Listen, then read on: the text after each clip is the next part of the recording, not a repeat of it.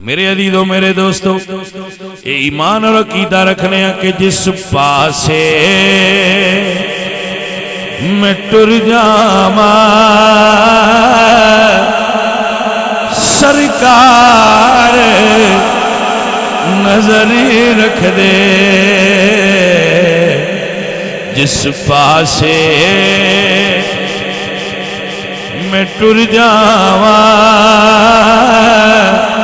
सरकार नजरी रख दे। बैठे ने मदीने विच हर एक दी खबर रख दे।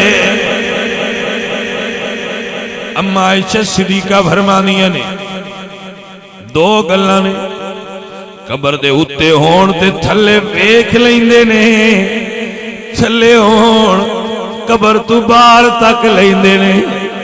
अम्मा जी आयशा सिद्दीका फरमांदियां ने मैं कुर्बान जावां।